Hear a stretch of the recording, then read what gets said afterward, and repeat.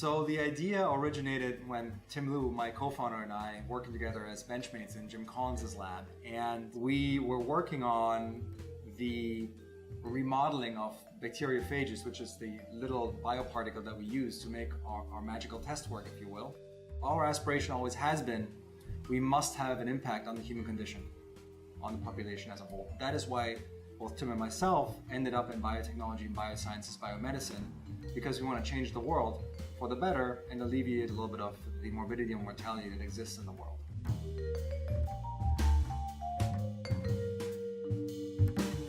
So I started learning English in grade 5, but primarily the English accent, the American accent, and pop culture of the 80s I absorbed through the Armed Forces Network.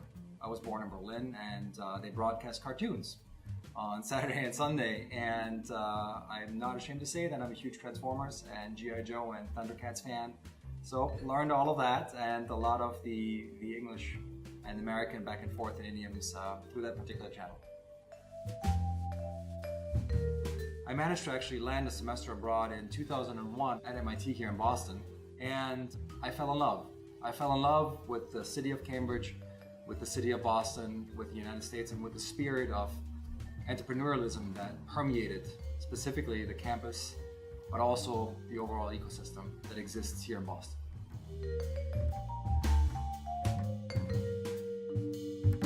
In Germany, this would not have happened to this extent.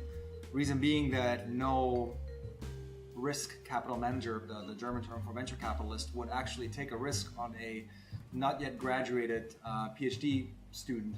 But in the United States, that's different. It's actually more common and or expected to have interesting ideas, to have different ideas, to have challenging ideas and challenge the status quo and lead with a vision of changing the status quo and being able to attract this kind of capital.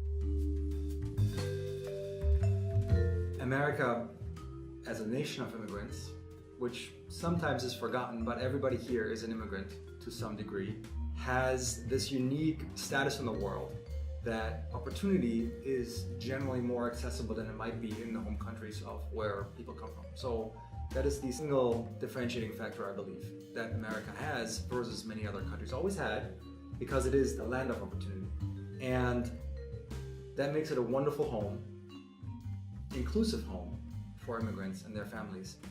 And it's the country that I love for that particular reason.